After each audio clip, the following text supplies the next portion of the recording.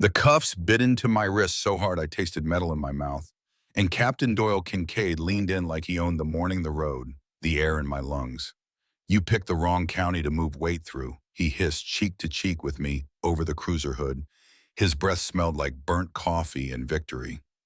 I said nothing because the mic under my collar was already whispering his words into a federal recording room 3 states away. He didn't know that yet, but the wire heard everything. "You don't talk in Redford County," Sergeant Marquin added, flipping my jacket to check for tattoos or fear, whichever showed first. "You pay or you disappear, just like Carter did." She smiled like people were line items on a spreadsheet. I looked at the sky, counted to 5, told myself not to blink. The antenna stitched into my blazer hummed steady, warm like a heartbeat you can trust when yours is trying to sprint. People think courage feels loud. It doesn't. Courage is quiet, the choice not to panic when your face is pressed into a cold hood and your jaw is one insult away from breaking. My name, the one on the fake driver's license, was Mason Ford. The name on my badge, tucked in my belt behind that mic, was Jordan Price, and I'd been under for 3 months. I'd shaken hands with mid-level pushers, shared bar peanuts with a judge who didn't pay for anything, watched an elected man cut a deal in a restroom stall because the mirrors were smudged and he thought smudges were privacy. I didn't move through Redford County. I seeped into it. Different thing entirely. You want to know how it started? It started with a phone call that sounded like a confession. A public defender named Theo Lambert kept seeing the same pattern cases drop for the same faces evidence that just walked away witnesses recanting after late-night safety checks.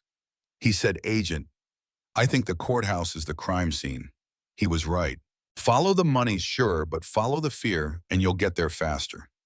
We called the operation Clean Sweep, not because we were cocky, but because if we didn't catch them clean in their own words, in their own rooms, it would all smear. My handler, Agent Ava Morales, handed me a new life, a burned Midwest pipeline story, forged accounts, believable flaws. The Wire was the kind of tech you pray for: no click, no heat, 20-foot radius, real time. We ran rehearsals in a motel with water-stained ceilings, while football games shouted through the wall, and we drilled until I could lie without thinking and tell the truth without speaking. The first meet happened where all bad secrets go to stretch their legs, a dive called the Rusty Anchor that didn't have an anchor anywhere, just old jerseys and the smell of fryer oil.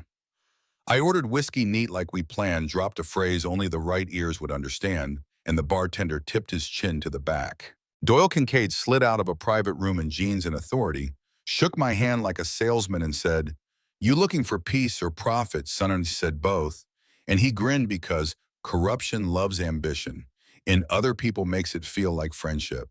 He laid it out plain, and the Wire purred tribute on the first protection.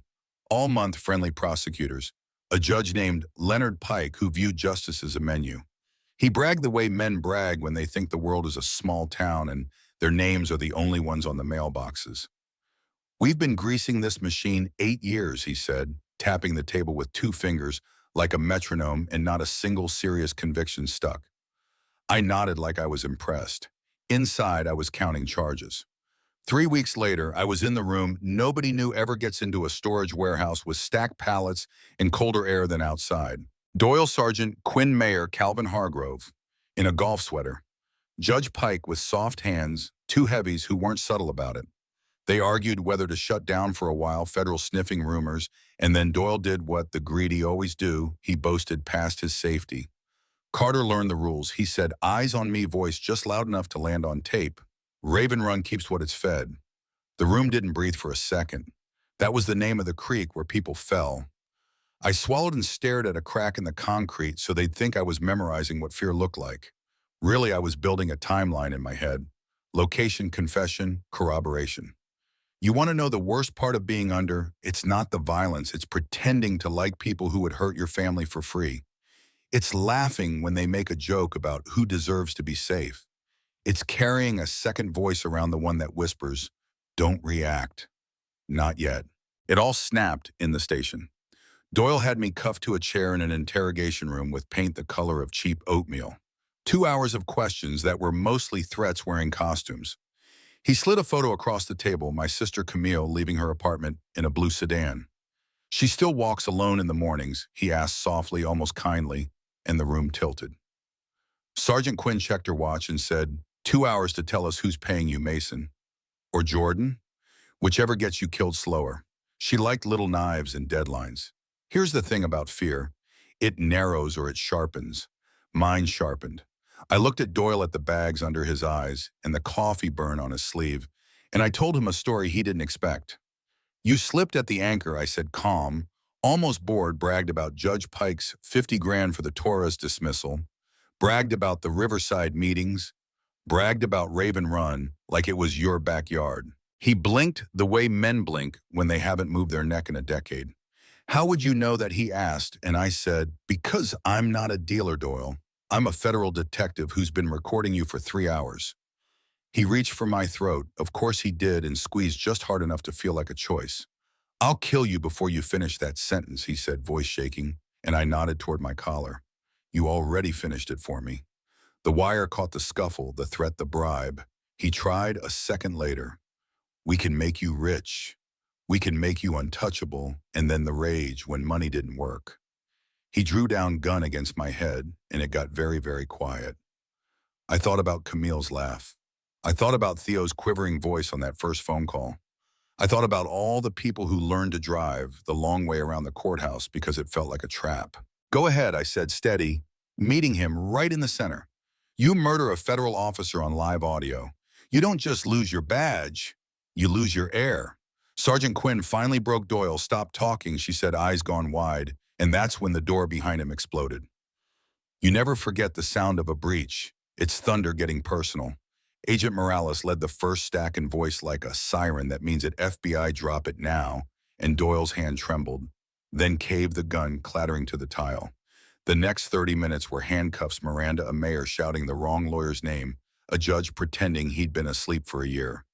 They processed Doyle like he was anybody, which is the right way to process everybody. He tried to bargain. I'll give you accounts, flights, names, and the mic under my collar kept humming and humming like it had all along. What followed didn't feel like a movie. It felt like a long overdue math problem. Finally balancing coordinated arrests from Briar Creek to 4 counties over safes, cracked contracts, seized city hall hallways, echoing with the sound of chairs rolling back from desks in a hurry. The public doesn't always see the inside pieces, so let me say it plain. Good cops helped a lot, the ones who've been pushing boulders uphill for years, while everyone insisted there was no hill.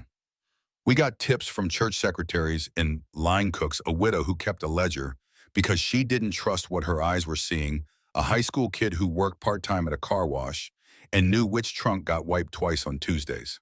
They tell you the big number in the news, 40-something indictments, 7 offices raided a senator with a donor list that reads like a chamber of commerce turned upside down. But numbers don't feel like anything unless you've stared at the floor of an interrogation room and decided not to blink. What felt like something was walking past the squad room window and seeing kids outside holding up hand-lettered signs that said, "We see you now. People ask if it changed me." Of course it did. Part of me never leaves that room, never stops counting to 5.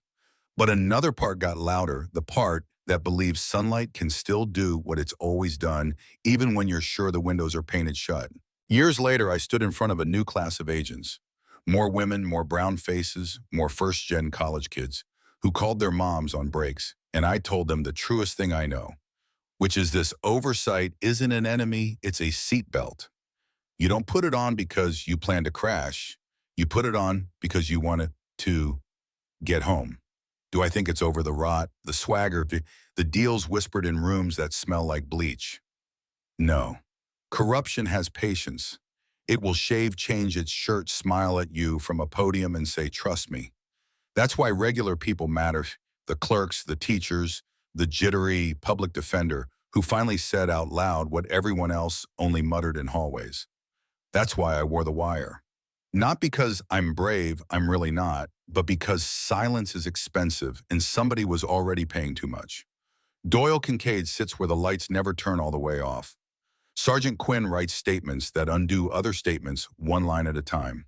Mayor Hargrove discovered he doesn't get to resign from handcuffs. Judge Pike learned a robe is a costume if you wear it like one. In Redford County, Briar Creek, the anchors and the rusty, everything's they learned that if you record a lie long enough, it turns into evidence. So here's where I leave it, and I'm leaving it with you. We can argue about the how, the warrants, the where, the split-second choices in rooms with no windows. But tell me this in the comments. What feels like justice to you? Accountability that stings or second chances that stick? Have you seen a system protect its own at the cost of everyone else? And if you were me, face on a hood mic under your collar, would you stay quiet long enough to catch the truth? Or would you shout before the tape had time to save you?